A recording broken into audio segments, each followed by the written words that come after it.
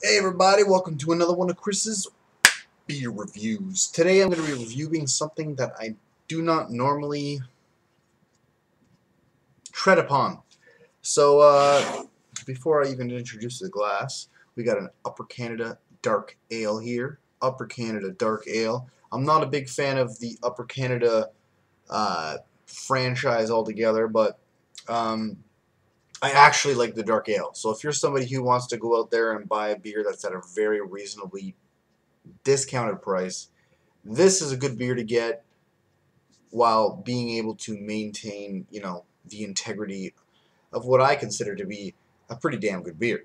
So, naturally, handcrafted with only 4 ingredients. Upper Canada Brewing Company is from Guelph, Canada, Ontario. That's Guelph, Guelph. We got a 5% ABV here at 341 milliliters.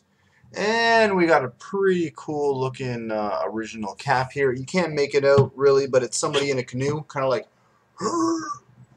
as you can see, someone in a canoe. You can make it out. Anyway, Shazam! I'm going to be reviewing it in this scrumptious St. Ambrose McCausland Brewery glass. Look at that. Can you believe that's a cheap beer? It looks better than any cheap beer I've ever seen in my life. It's got a lot of character. It's got a lot of body. It's extremely well-rounded. We got a 1.5 fingered head here. We got a mahogany, extremely dark brownish-looking color. It's light at the bottom, as most beers, and darker at the top. Not a white head here. We got an off-white, kind of brownish, almost looking caramelish-looking head. We have medium to small and large full-range bubbles here, people. So, that's the best I'm going to be able to explain it to you at this point so far.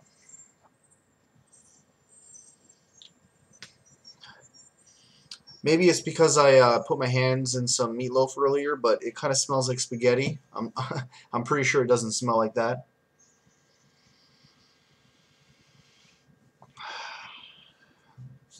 Not picking up on any of the notations in the aroma whatsoever.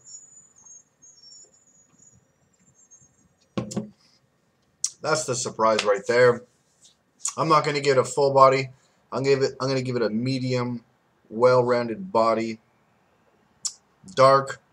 You pick up on the dark, ale-ish, nutty kind of taste near the ending there. On the front, you're kind of getting like a watered-down, incredibly refreshing beer.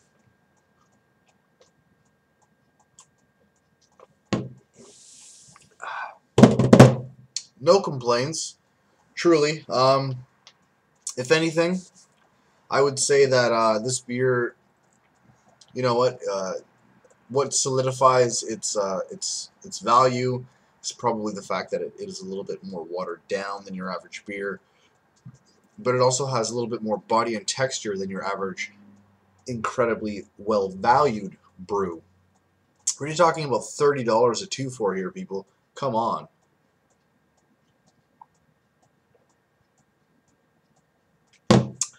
I've spent $30 on a 12 pack. So we're talking about $30 on a 2-4. If you're not entirely picky, I will not argue with you for drinking this light, well-rounded, incredibly affordable beer. You kind of get like a little bit of a roasted taste. The only thing that really throws it off is that front, that watered down front. And that's the only thing I can really complain about here.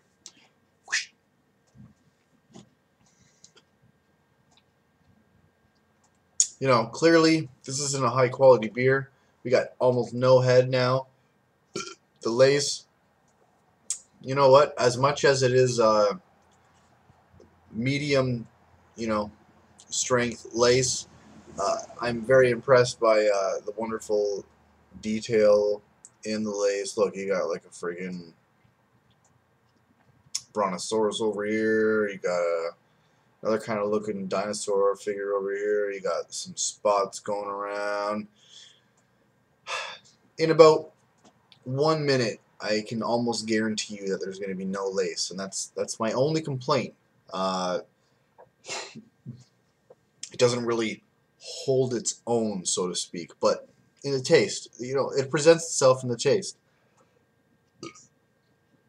There is not so much flavor going on that you would expect this beer to be inexpensive. Like, you can pretty much price the value of this brew just on the taste itself.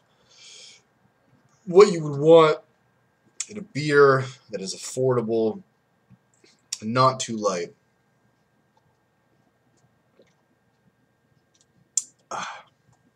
Alright, so what it is, for what it is, a cheap brew. Okay? I'm not going to give it an average because it is above average for a cheap brew. Okay? I am going to give it a 3.2 out of 5, and you can't really blame me on that one. It's not too high, it's not too low. I'm actually quite impressed with the fact that this is a cheap brew. If I can say anything about the flavors in the long run, and when I say the long run, I mean after a couple brews, in the ending, it is kind of bland, but that's about it. It is not bad. It is not too light. And for the people who are out there that know exactly what the heck I'm talking about, take advantage, alright? So thanks for joining me on another one of Chris's magnificent, mighty fine beer reviews. Don't drink and drive, but drink responsibly. Cheers.